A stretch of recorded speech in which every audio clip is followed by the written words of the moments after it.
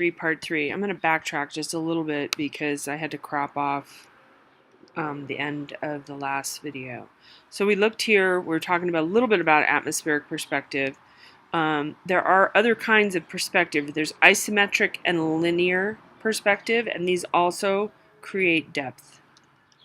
So a distant object, we were talking about, lacks contrast, meaning detail and value. It sort of gets fuzzy and distant, sharpness of focus, and the air is not completely transparent. It has moisture in it, like I mentioned. Objects take on a blue-gray value as they get further away, and that's just how we perceive things. Okay, so I was looking at this particular piece, and I think my computer kind of did a funny thing. So anyway, this has many things telling us that atmospheric perspective is at work here, and also a sense of space and depth. For one thing, this object is larger than that one in the distance. Perhaps if you had these 4 hills, then you would know which one was closer because you know these buildings are the same. So this one is the closest, second, third, fourth, of course.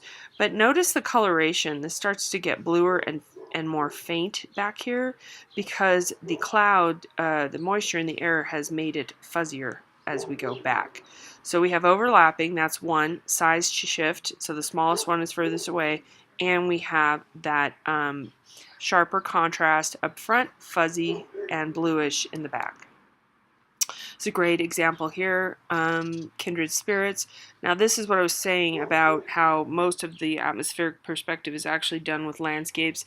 During the 19th century, the opening up of the West by European settlers, they romanticized the West and nature significantly, and so you get a lot of these landscape paintings that go way back into the mountains, and it's a good example for what we're talking about right now, because you see, in fact, this mountain range, which is just as big as this, or bigger than this mountain range. This gets fainter and bluer, and notice all the detail in the foreground. Notice every sort of pine needle on that tree, perhaps, or leaf on that tree. Your eyes might be better than mine on that one, but you notice the overlapping, you notice the bluishness in the distance. That is atmospheric perspective. Okay. So isometric perspective is a little trickier. Comes from the Greek meaning equal measure. So the parallel lines, they stay together. They don't recede like linear perspective, how we actually see things. But this is more to do with Chinese art, and again, the canon or the recipe for making an artwork is different than it is in Western culture. So an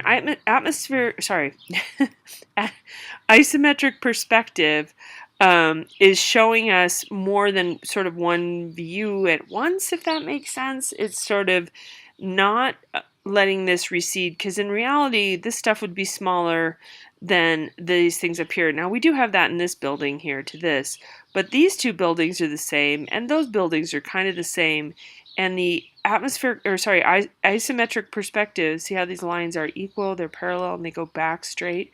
That's not how things really work in nature, but that's not what the Chinese were interested in. They were interested in showing you these different planes to get information about who was there and what is happening, if that makes sense. And we use it. It's sort of, it's not realistic toward, exactly, Western tradition. We use it now in video games because if you can't see where you're going and what you can't see the buildings in detail until you get up to them. You don't know where to go in a video game because things are happening kind of rapidly. So they use isometric perspective, sort of you're looking down on this surface, and you're kind of looking sideways, and everything is staying the same shape and size. Okay, so now we'll kind of look at linear perspective, and then you'll have a sense of what I'm talking about a little bit better. So it's based on actual observation of space. We get this from the Greeks. When we have a a piece with multiple lines. Now these could be actual lines. This building has actual lines, right? There's a line of decoration right here. There's a physical line of the columns coming up here. There's arches and so on. So this has real lines, but it can also be in a two-dimensional work. So this is kind of confusing. I don't want to worry too much about Brunelleschi's proof, but there was a painting of the actual building done in linear perspective, so that he would say that the painting was accurate to the building, and it was. So it's just comparing the degree of realism. They could walk around with that painting with a hole in it. It's very, I don't want to get into that. Okay, so linear perspective, when we look at this piece, we can see there's a vanishing point. So usually a vanishing point is the horizon line in an actual landscape. There is sort of a landscaped element here because there's an open window. But again, remember how I was saying how artists will use these exterior things like atmospheric perspective, and also you could say linear perspective is exterior, but it isn't. It's both. But they use the same format in terms of a horizon line as you would if you were outside, because that's how we perceive things. We see things above the horizon line as quite tall, or below as smaller. So we know, like, for instance, this table is fairly low in the picture plane, and that's another vocabulary word you're going to have to get into, is picture plane. So we know that this table is lower than the figures because it's below the horizon line, and these figures are above the horizon line, but we also know they're further distant, if that makes sense. So convergence lines is a little bit confusing. All things converge if it's a singular one point perspective, and there's 2-point perspective and 3-point perspective. I don't think we're getting into that, but one point, this is the vanishing point, all things come to this point. So if we look at the lines, like the top of this table is pointing to them, the top of that table is pointing to them. Okay, so the convergence lines bring us into this couple here interacting, perhaps courting, and that's what we're focused on and we want to focus on. We also have the light of his shirt, which has nothing to do with perspective, has to do with contrast. But remember, there are multiple factors at work here for the elements for us to focus on things. But our artist wants us to focus on this couple, right? So we have all the vanishing points, all the lines coming to the vanishing point, which is right by them. If you look out the window, there's a tad of atmospheric perspective going on as well.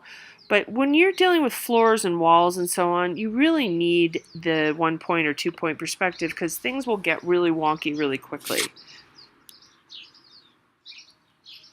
Okay, so this is a good example here. So our horizon line, that's like, this is a real horizon in the sense this is an outdoor building, we're looking at a bridge and so on. So this is where our horizon line would be. Now, depending on where we were, if we're standing on the street or if we were standing on this bridge, the horizon line would be in a different place, right? So it would move relative to ourselves, but it's going to stay here. If we're right smack in the middle of this road and we're looking down this road, this is how we would perceive the buildings. And the easiest way to look at this is if you cut up magazines and you look at some sort of street scene that they have where it goes down the middle of the road, you could draw lines to a vanishing point. You could find it, in other words. It's easier to see when it's printed, if that makes sense.